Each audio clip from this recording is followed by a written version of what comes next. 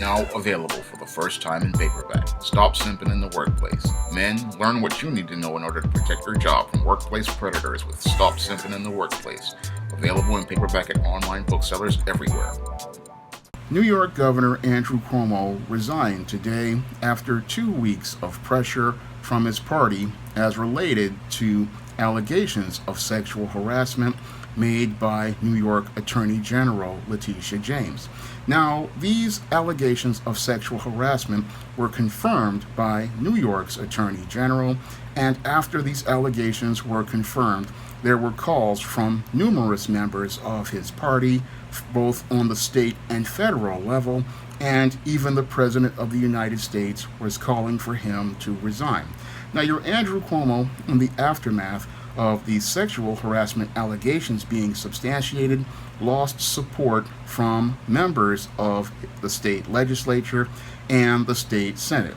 And the state legislature was drafting articles of impeachment, and several counties were looking into investigating the governor of New York for alleged cases of sexual assault. Now, when I take a critical examination of Andrew Cuomo's resignation, it is a fall from grace, because last year your Andrew Cuomo was celebrated as a hero as related to the COVID-19 pandemic, and he was presented to be a counterpoint to the so-called incompetent handling of the pandemic by President Donald Trump. And your Andrew Cuomo, in his numerous press conferences, was presented by the left as the ideal of leadership. And your Andrew Cuomo went on to talk about how he was a great leader in a book that he wrote, which he got a $5 million deal for. However, as 2020 went on, allegations as related to nursing home patients losing their lives because Andrew Cuomo signed off on an order to house COVID-19 patients with the elderly and the disabled in nursing homes, costing thousands of people their lives, began to surface. And these reports turned out to be investigated by the Attorney General. And as that scandal came along, we also got a scandal as related to sexual harassment.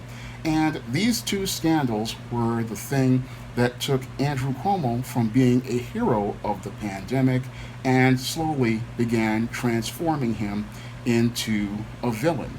Now, these two scandals were major here in New York because they showed how this paragon of so-called leadership had really compromised his ethics and his morals, and even more disturbing, led to the loss of thousands of lives because this man put his feelings about Donald Trump over the needs and safety of people as related to the COVID-19 pandemic, because many New Yorkers were extremely frustrated because here we had Donald Trump providing New York with the USNS Comfort, which was not even used to house COVID-19 patients, but those patients on Cuomo's order were allegedly sent to these nursing homes where they infected the most vulnerable, the elderly, and the disabled, and cost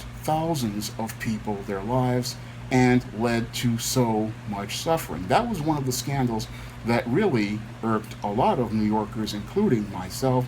But the scandal that came out that really undid the governor was the scandal as related to the numerous sexual harassment claims of 11 women that were investigated by the Attorney General and confirmed to be substantiated. Now, I don't know what is more egregious from Mr. Cuomo as related to these allegations, but most people see sexual harassment as the thing that undid the governor, but I find that the dismissal of all of those thousands of people that lost their lives to be the most troubling thing, because that was a complete violation of ethics for a leader of the state, the governor, to go out here and in spite of a president that he didn't like, not let those people gain access to resources that could have saved them, like the USNS Comfort, which remained unused, and other facilities like the Javits Center during the peak days of the pandemic. That is a complete violation of ethics and a complete betrayal of the office as I see it. But the Attorney General wanted to unseat this governor based on these claims of sexual harassment, which were extremely egregious themselves. Now, when I really take a deeper examination of Andrew Cuomo's resignation, it really shows me a testament of the Bible, which says, "You will reap what you sow." And it takes me back to what Charles Stanley has often said: "You will reap more than you sow, later than you sow, and greater than you sow." And it seems like in the case of Andrew Cuomo, he is reaping a bitter harvest for all of the seeds that he sowed over the years.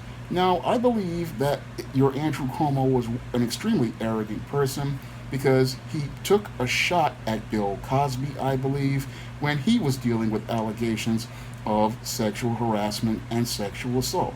And there was a tweet from your Andrew Cuomo as related to Justice Brett Kavanaugh, which really has shown that he has reaped what he's sown. Now, in this tweet that your Andrew Cuomo made back during, I believe, 2017, 2018 or so, when Brett Kavanaugh was being confirmed by the Senate for the Supreme Court, he said, as related to allegations of Christine Blasey Ford, that we need to believe all women. And the great irony of your Andrew Cuomo is he wanted us to believe all women as related to the case of Brett Kavanaugh, but in his own case, he didn't want us to believe those women. Unfortunately, in his case, they were able to prove everything that those women said about him was true. So this was a case of him reaping what he sowed and gaining a bitter harvest was related to the thorns and briars he went out here dumping on the ground in the path of people like Bill Cosby, like Justice Brett Kavanaugh, and even your Donald Trump, a man he wanted to go out here and spite. And all of those actions that he participated in led to him reaping an extremely bitter harvest. And the other great irony is that he told us to believe all women, and those women he told us to believe as related to Brett Kavanaugh were the exact same women who wound up taking him out of office. And that is, again, what happens when you go out here and reap what you sow. Now, your Andrew Cuomo, as related to these allegations, he was a big supporter of the Me Too movement. And as a big supporter of the Me Too movement, this is again another irony of the situation. He went out here and supported the Me Too movement, and it was the Me Too movement that came out here claiming victory as related to his removal from office. That is some really deep karma for your Governor Andrew Cuomo. He went out here and advocated for an organization that created the standard of trust and believe and worked to make this the standard and law of the land. And he wound up being removed from office by members of the Me Too movement who supported the standard of trust and believe. And ironically, as he was looking to get out of these charges, he was one of those demanding for due process under the law, something Brett Kavanaugh wept about because he was not able to get access to due process under the law with the allegations against him. And your Andrew Cuomo, who advocated for trust and believe, wound up becoming the latest casualty of trust and believe. Now, what's even more interesting about your Andrew Cuomo is the fact that he was out here with this whole standard of trust and believe. And that whole standard was originally designed to go after black men like Bill Cosby. Now, in the case of Bill Cosby, the Me Too movement was trying to destroy your Bill Cosby's reputation. But just like I have said in numerous videos, every time this Me Too movement would go out here looking to go out here and go after a black man, which is what the white supremacists want to do, the white women then turn it back over to the white man. And in this case, we see the Me Too movement turning everything back to another powerful and prominent white man, Andrew Cuomo, because these hypergamous females know that the white man is the one who provides them with resources. Moreover, this white man is the one who they can go out here and gain access to. They really did not want to go after these black men because these black men do not have any influence and power, and they don't gain access to those black men's resources. So they look to go out here and take down a white man like your Andrew Cuomo when they go out here and talk to this kind of guy and he goes out here and participates in behaviors like touching them. What guys like Andrew Cuomo don't know is that today's women, when they get into social situations like that, they use these situations to gain leverage, and if they cannot get what they want as related to a deal, what they will do is then turn things around and turn it into a claim of sexual harassment. And this is why I have constantly warned men all across this country and the globe to keep their distance from women in the workplace, because any situation you have with women in the workplace can easily be turned into a he said, she said situation. And that is what happened to Andrew Cuomo. He got too personal and too involved with the women in his workplace. And this is really sad because here was a man who was an adult during the days of Clarence Thomas when the rules of engagement in the workplace changed. So he clearly knew better about engaging women in the workplace, because as somebody who was 17 years old when the Clarence Thomas, Anita Hill hearings were going on, I wasn't 17, I was really 18, I understood there were rules of engagement I had to follow. And one of the rules I understood I had to follow was maintaining a professional distance and making sure that I watched my words around women in the workplace, because any statement I made could be construed as sexual harassment. And in this era of Me Too, you would have thought that your Andrew Cuomo would have understood these policies, himself being an attorney, but it seems like he was so caught up in his ego about the whole pandemic and his emotions regarding Donald Trump that he was not thinking critically about the situations he was engaging in. And this allowed the females in the workplace to gain leverage over him in those situations. And as those females gained leverage over him in those business situations, what happened was they were able to go out here and start documenting his behavior and being able to develop a case of sexual harassment as related to going out here and holding the governor accountable for his actions.